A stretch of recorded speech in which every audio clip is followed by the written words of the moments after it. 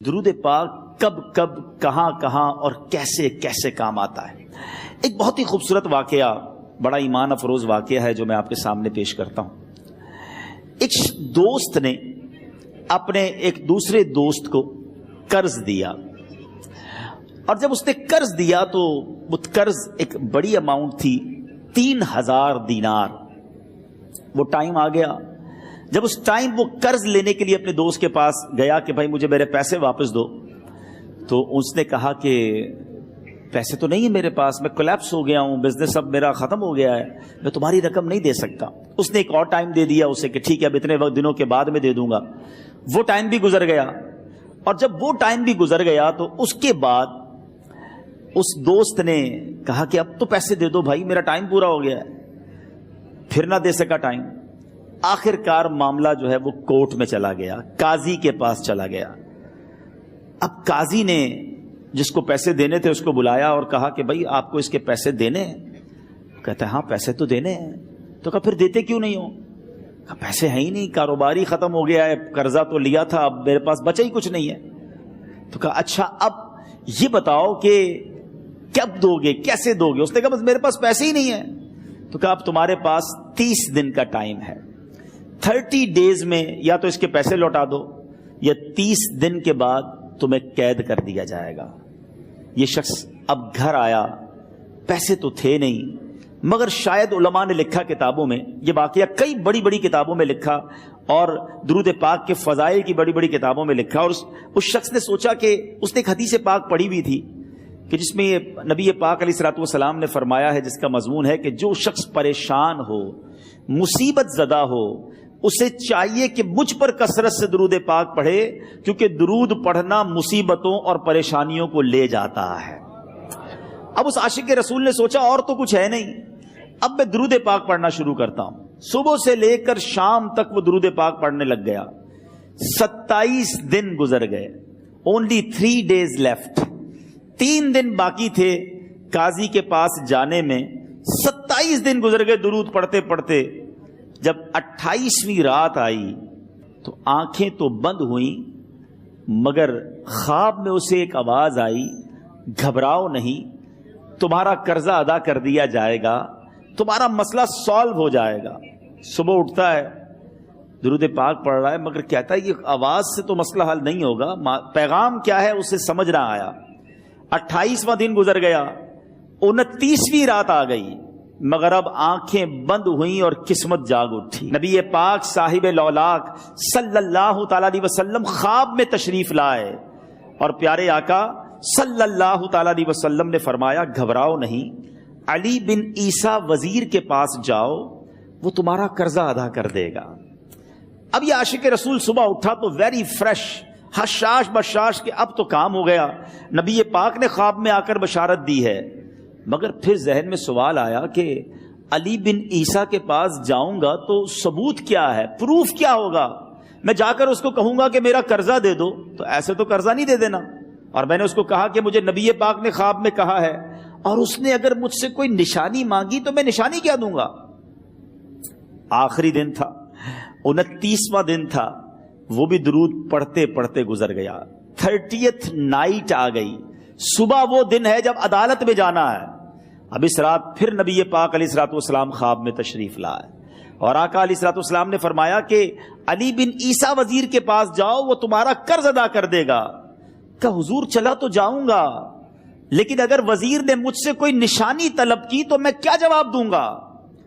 پیارے آقا علیہ الصلوۃ والسلام نے کمال کا ارشاد فرمایا کہ علی بن عیسیٰ سے کہنا کہ تم روزانہ فجر کی نماز کے بعد 5000 بار درود پاک پڑھتے ہو، یہ راز فقط تم جانتے ہو اور تمہارا رب جانتا ہے۔ اب یہ جب صبح اٹھا تو ایک نشانی بھی مل چکی تھی۔ عدالت میں جانے سے پہلے وزیر کے دربار میں پہنچ گیا، اسے یہ ڈر تھا کہ آج پیسے نہ لوٹائے تو سزا ہو سکتی ہے۔ جب وزیر کے دربار میں پہنچا تو وزیر اپنے مشیروں کے ساتھ بیٹھا تھا۔ کہا مجھے آپ سے بات کرنی ہے۔ کہا بتاؤ کیا بات کرنی ہے؟ کہا میں ایک پیغام لایا ہوں آپ کے لیے۔ اچھا کس کا پیغام لائے ہو؟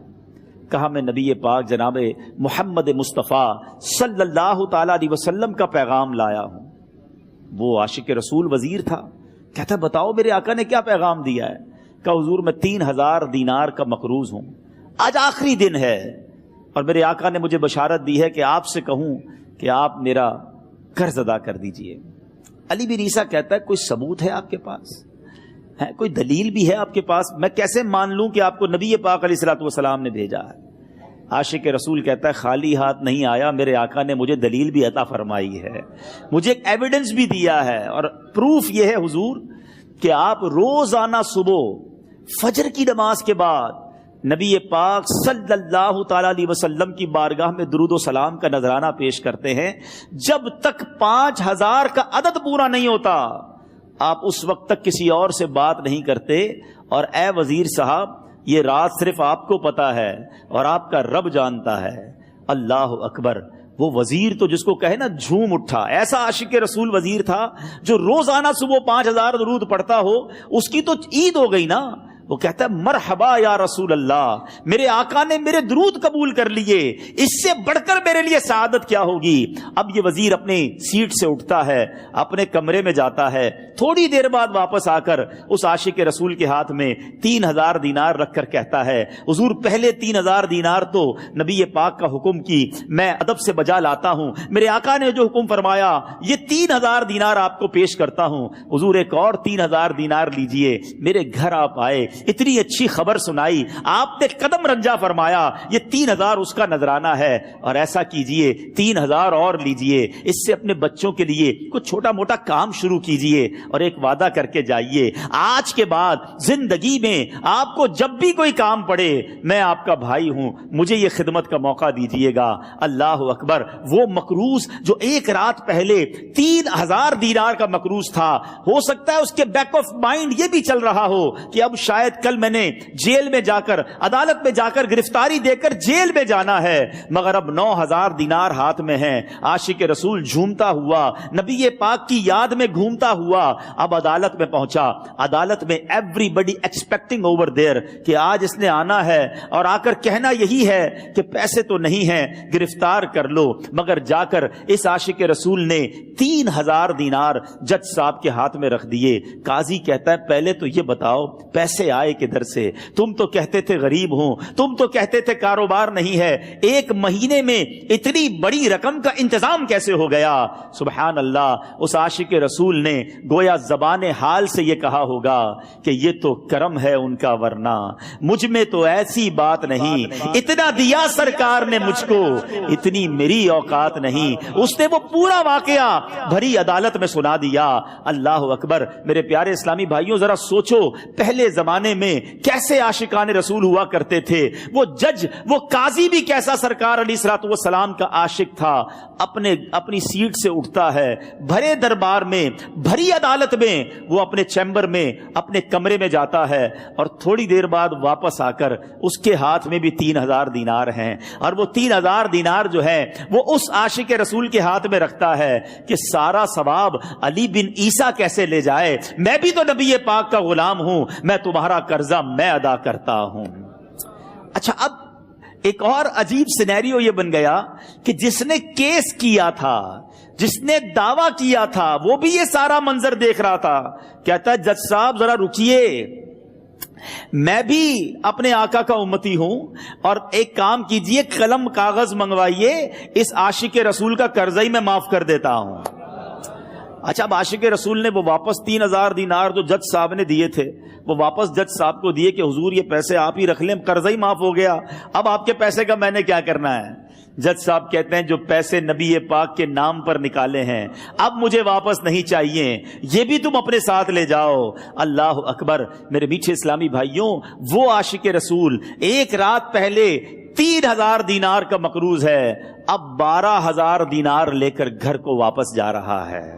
اس ایک واقعے کے اندر جو ہم سب کے لیے درس ہے، جو ہم سب کے لیے پیغام ہے، شاعر لکھتے ہیں نا، دکھوں نے تم کو جو گھیرا ہو تو درود پڑھو، दुखों ने तुमको जो घेरा हो तो दुरूद पढ़ो, जो हाजिरी की तमन्ना हो तो दुरूद पढ़ो। आज हम बहुत सारी प्रॉब्लम्स में होते हैं। यहां भी हो सकता है मेरा कोई भाई बीमार बैठा हो, कोई कर्जे में डूब गया हो, किसी का कोई बिजनेस प्रॉब्लम चल रहा हो, कोई फैमिली इशू में डिस्टर्ब हो। आप किसी भी प्रॉब्लम में हैं, खुदा की कसम दुरूद पाक ऐसा वजीफा है। लोग बहुत सारे वजाइफ पूछते रहते हैं, बहुत सारे जनाब वजाइफ के बारे में मालूमात करते रहते हैं। सच्ची बात यह है, हर दर्द की दवा है सल्ले अला मुहम्मद।